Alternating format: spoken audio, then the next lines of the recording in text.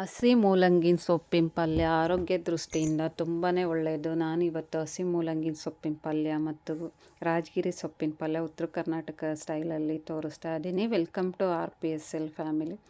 ನಾನಿಲ್ಲಿ ರಾಜಗಿರಿ ಸೊಪ್ಪು 2 ಕಟ್ಟು ತೊಗೊಂಡು ಅದನ್ನು ದೊಂಟು ತೆಗೆದು ಸೊಪ್ಪು ಮಾತ್ರನೇ ಬಿಡಿಸಿಟ್ಕೊಂಡಿರೋದನ್ನು ತೋರಿಸ್ತಾ ಇದ್ದೀನಿ ನೋಡಿ.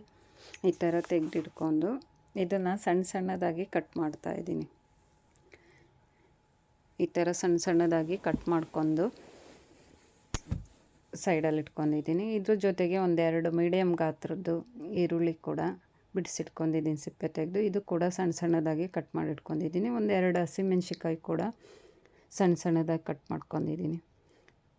ಒಂದು ಬಾಣಲಿಗೆ 1-1.5 ಟೇಬಲ್ ಸ್ಪೂನ್ ಎಣ್ಣೆ ಹಾಕ್ಕೊಂಡು ಹಸಿಮೆಣ್ಸಿಕಾಯಿ ಕೂಡ ಬಾಣಲಿ ಕಾದ್ಮೇಲೆ ಎಣ್ಣೆ ನೋಡಿ ಈ ಥರ ಕಾದ್ಮೇಲೆ ಹಸಿಮೆಣ್ಸಿಕಾಯಿ ಹಾಕ್ಕೊತಾ ಇದ್ದೀನಿ. ಹಸಿಮೆಣ್ಸಿಕಾಯಿ ಹಾಕೊಂಡಾದ್ಮೇಲೆ ಈರುಳ್ಳಿ ಹಾಕ್ಕೊತಾ ಇದ್ದೀನಿ. ಅದು 1 ನಿಮಿಷ ಫ್ರೈ ಆದಮೇಲೆ ಈ ಥರ ಫ್ರೈ ಮಾಡ್ಕೊಳ್ಳಿ. ಇದ್ರ ಜೊತೆಗೆ ನಾನು ಸ್ವಲ್ಪ ಅರಿಶಿನ ಪುಡಿ ಬಳಸ್ತಾ ಇದ್ದೀನಿ. ಅರಿಶಿನ ಪುಡಿ ಹಾಕ್ಕೊಂಡು ಸ್ವಲ್ಪ ಫ್ರೈ ಆದಮೇಲೆ ಸೊಪ್ಪು ಹಾಕ್ಕೊತಾ ಇದ್ದೀನಿ. ಸೊಪ್ಪನ್ನು ನೀವು ವಾಶ್ ಮಾಡಿ ಇಟ್ಕೊಂಡಿದ್ರಲ್ಲ ಅದನ್ನೆಲ್ಲ ಹಾಕ್ಕೊಂಬಿಡಿ. ನೋಡಿ ಇಷ್ಟೊಂದು ಸೊಪ್ಪು ಹಾಕ್ಕೊತಾ ಇದ್ದೀನಿ. ಬೆಂದಾದಮೇಲೆ ಸ್ವಲ್ಪನೇ ಆಗುತ್ತೆ ಸೊಪ್ಪು. ಈ ಥರ ಹಾಕ್ಕೊಂಡು ನೀಟಾಗಿ ಮಿಕ್ಸ್ ಮಾಡ್ಕೊಳ್ಳಿ. ಇದಕ್ಕೆ ನಾನು 1/4 ಟೇಬಲ್ ಸ್ಪೂನಷ್ಟು ಉಪ್ಪು ಹಾಕ್ಕೊತಾ ಇದ್ದೀನಿ. ನೋಡಿ ಹಾಕ್ತಾಯಿದ್ದೀನಿ. ಈ ಥರ ಹಾಕ್ಕೊಂಡು ಮಿಕ್ಸ್ ಮಾಡ್ಕೊತಾ ಇದ್ದೀನಿ. ಸೊಪ್ಪಿಗೆ ಈ ಥರ ಚೆನ್ನಾಗಿ ಮಿಕ್ಸ್ ಮಾಡ್ಕೊಳ್ಳಿ. ನೋಡಿ ಈ ಥರ ಮಿಕ್ಸ್ ಮಾಡ್ಕೊತಾ ಇದ್ದೀನಿ. ಅದರಲ್ಲಿ ನೀರು ಬಿಡ್ತಾ ಇದೆ.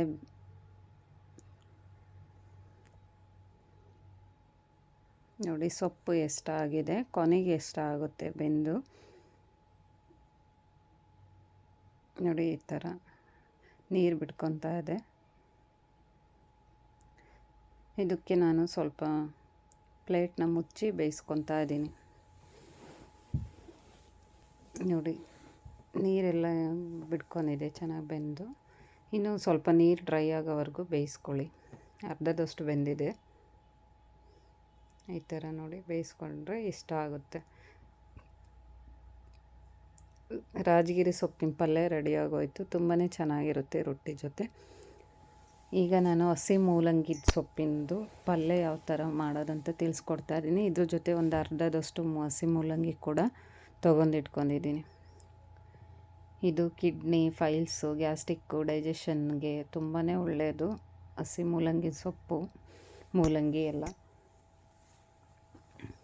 ಇದನ್ನು ನಾನು ಮುಂದಿಂದು ಸ್ವಲ್ಪ ಕಾಲು ಭಾಗದಷ್ಟು ದಂಟು ಇರುತ್ತಲ್ಲ ಅದನ್ನು ತೆಗೆದುಬಿಟ್ಟು ಸಣ್ಣ ಸಣ್ಣದಾಗಿ ಕಟ್ ಮಾಡ್ಕೊತಾ ಇದ್ದೀನಿ.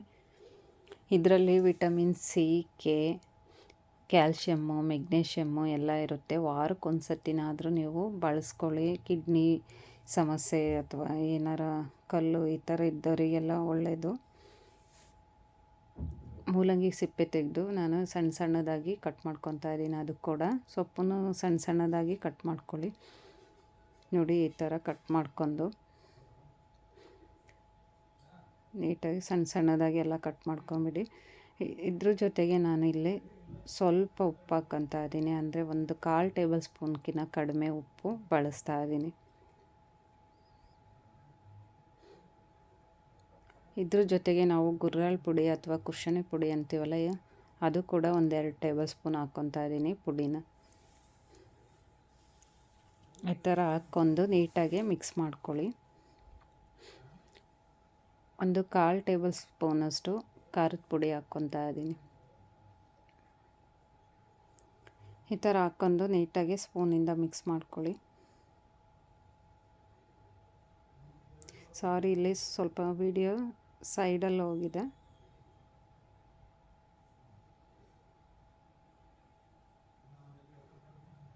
ನೋಡಿ ಈ ಥರ ಮಿಕ್ಸ್ ಮಾಡ್ಕೊಂಡು ಇದಕ್ಕೆ 1/2 ಟೇಬಲ್ ಸ್ಪೂನಷ್ಟು ಎಣ್ಣೆ ಹಾಕ್ಕೊಳ್ಳಿ. ಇದಕ್ಕೆ ನಾನು 1-2 ಸೌತೆಕಾಯಿ ಕಟ್ ಮಾಡಿ, ಅಂದರೆ ಸಿಪ್ಪೆ ತೆಗೆದಿಟ್ಕೊಂಡಿದ್ದೆ, ಅದು ಕೂಡ ಸಣ್ಣ ಸಣ್ಣದಾಗಿ ಕಟ್ ಮಾಡಿ ಇಟ್ಕೊಂಡಿದ್ದೀನಿ. ಅದು ಕೂಡ ಬಳಸ್ತಾ ಇದ್ದೀನಿ. ನೋಡಿ ಈ ಥರ ಹಾಕ್ಕೊಳ್ಳಿ. ತುಂಬಾ ರುಚಿಯಾಗಿರುತ್ತೆ. ಈ ಥರ ಸೌತೆಕಾಯಿ ಹಾಕ್ಕೊಂಡು ಈ ಸೊಪ್ಪಿನ ಜೊತೆ ತಿನ್ನೋದ್ರಿಂದ ಮಿಕ್ಸ್ ಮಾಡ್ಕೊಂಡು ನೋಡಿ ಈ ಥರ ಎಲ್ಲ ಕಟ್ ಮಾಡ್ಕೊಂಡು ಹಾಕೊಂಡು ಎಲ್ಲ ಮಿಕ್ಸ್ ಮಾಡ್ತಾ ಇದ್ದೀನಿ ನಾನು. ಸೌತೆಕಾಯಿ ಸಣ್ಣ ಸಣ್ಣದಾಗಿ ಕಟ್ ಮಾಡ್ಕೊಳ್ಳಿ. ಈ ಥರ ನೀಟಾಗಿ ಮಿಕ್ಸ್ ಮಾಡ್ಕೊಂಬಿಡಿ. ಇದನ್ನು ಒಂದು 2ರಿಂದ 3 ನಿಮಿಷ ನೀಟಾಗಿ ಮಿಕ್ಸ್ ಮಾಡ್ಕೊಂಡ್ರೆ ಇದು ಕೂಡ ಸೊಪ್ಪಿನ ಪಲ್ಯ. ಉಪ್ಪು ಚೆಕ್ ಮಾಡ್ಕೊಂಡು ಉಪ್ಪು ಶಾರ್ಟೇಜ್ ಇದ್ದರೆ ಹಾಕ್ಕೊಂಬಿಡಿ. ನೋಡಿ, ಮೂಲಂಗಿ ಸೊಪ್ಪಿನ ಪಲ್ಯ ರೆಡಿ ಆಯಿತು. ಹಸಿದು ತುಂಬಾ ಆರೋಗ್ಯ ದೃಷ್ಟಿಯಿಂದ, ಹೆಲ್ತ್ ದೃಷ್ಟಿಯಿಂದ ವಾರಕ್ಕೊಂದು ಸತಿ ಆದರೂ ಮಾಡ್ಕೊತೀನಿ. ಈ ಥರ ನೋಡಿ ಚೆನ್ನಾಗಿರುತ್ತೆ. ಒಂದು 5 ನಿಮಿಷ ಮುಚ್ಚಿಟ್ರೆ ಸಾಕು, ರೆಡಿ ಆಗೋಗುತ್ತೆ.